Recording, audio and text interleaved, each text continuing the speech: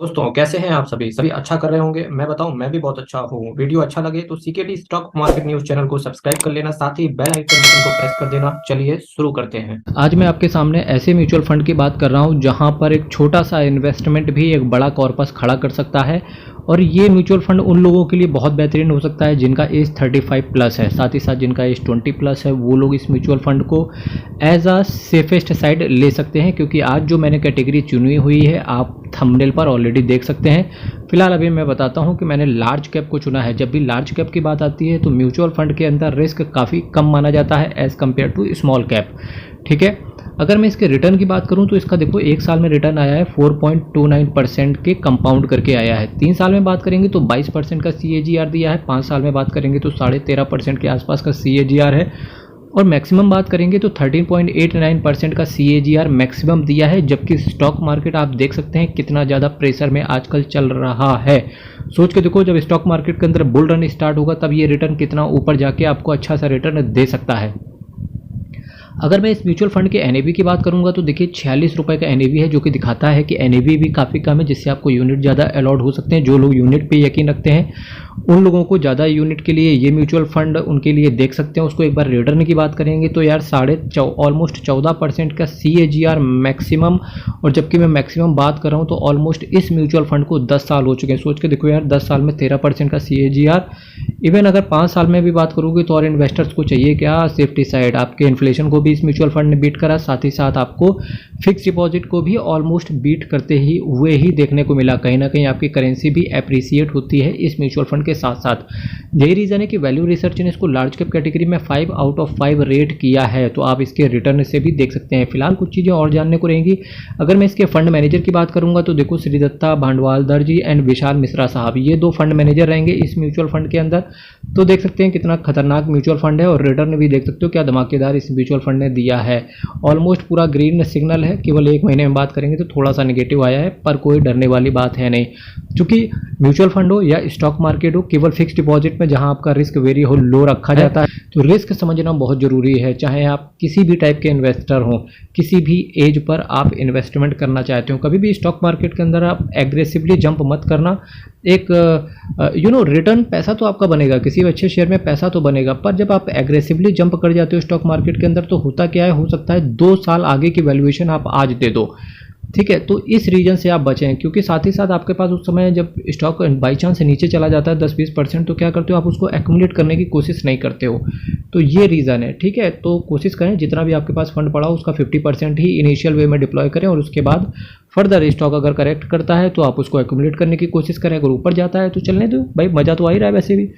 Canara Robeco blue chip equity fund direct plan growth की मैं बात कर रहा था। देखिए इसी के मैं पैरेलल वे में स्टॉक मार्केट की भी बात करता रहता हूं। आपको दोनों ही चीज़ें पता होना चाहिए, क्योंकि म्यूचुअल फंड एक ऐसा है जो कि आपके लिए रास्ता खोलता है स्टॉक मार्केट के अंदर के। अगर आप म्यूचुअल फंड में संभल के रिटर्न कमा लेते हैं तो डेफिनेटली स्टॉक मार्केट के भी आपके रास्ते खुल जाते हैं। अगर आप CKD stock market news channel पर हैं तो आपको हर नॉलेज, ईच एंड एवरीथिंग आपको म्यूचुअल फंड के माध्यम से बता दी जाती है, ताकि अगर आप डायरेक्ट स्टॉक पकड़ने जाएं स्टॉक मार्केट के अंदर, फिलहाल ऐसा कोई ज़रूरत पड़ती नहीं। क्योंकि मेरा मानना है 20-25 स्टॉक्स अपने पोर्टफोलियो में रखने से अच्छा है कि आपको म्यूचुअल फंड के माध्यम से जाएं। क्योंकि वहाँ पर केवल आपको एक एक्स्ट्रा फीस देनी पड़ती है, जिसको बोलते हैं म्यूचुअल फंड के अंदर एक्सपेंस रेशियो 0.48%। अदरवाइज आप स्टॉक मार्केट के अंदर बहुत सारी चीज़ें देखेंगे। ठीक है, और इसके साथ साथ Canara Robeco blue chip fund की अगर मैं बात करूंगा तो देखिए 8,860 करोड़ का इसका असेट साइज है। काफ़ी तगड़ा असेट साइज है। 0.48% का एक्सपेंस रेशियो देते हैं ये, जो कि दिखता है कि काफ़ी कम आपसे एक्सपेंस रेशियो चार्ज किया जाता है। 4.40% का कैश होल्ड करके चलते हैं, जो कि दिख रहा है काफ़ी बेहतरीन है। बेंचमार्क इन्होंने देखिए बहुत ज़्यादा कम लिया है, केवल S&P BSE 100 total return index को खड़ा किया है। इसके रीजन की वजह से ये है कि ये रिटर्न अच्छा निकाल पा रहे हैं। एग्जिट लोड केवल अगर आप 1% का ले लिया जाएगा तो कोशिश करें कि इस एग्जिट लोड को भी ध्यान में रखें। सपोज दैट अगर आपने आज इन्वेस्ट किया और 1 साल के अंदर निकलने की चेष्टा करोगे तो 1% कंपनी काट के आपको पेमेंट करेगी।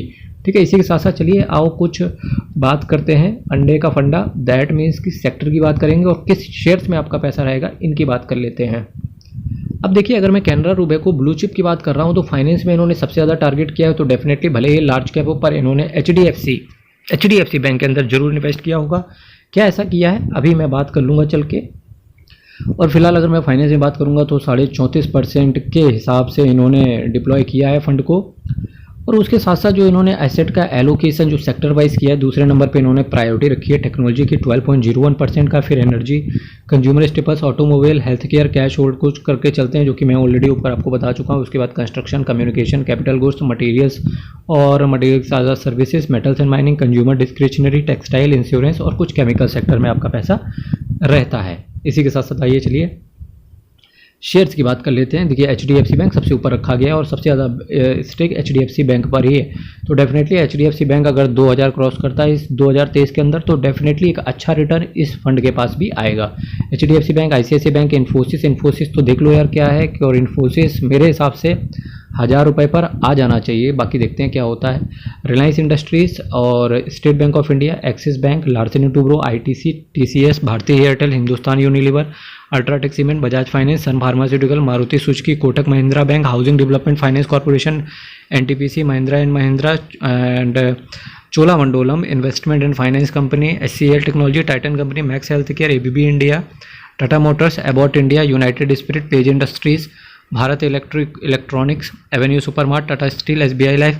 जैसा मैं कह रहा हूँ ना वैसे ही बस सुनते चले जाओ, क्योंकि अगर आप सुनते रहोगे ना स्टॉक मार्केट न्यूज़ चैनल पे, अगर आप CKD stock market news channel को फॉलो करते हो तो डेफिनेटली यकीन मानना मेरे मित्रों, कोई भी स्टॉक आपके दिमाग में कोई भी बोलेगा तो आपको उसके बारे में पता होगा ईच एंड एवरीथिंग। जबकि मैं लार्ज कैप की बात कर रहा हूँ, इसके स्टॉक्स की बात कर रहा हूँ, तो डेफिनेटली कोई भी म्यूचुअल फंड और रिटर्न भी इसने अच्छा दिया है।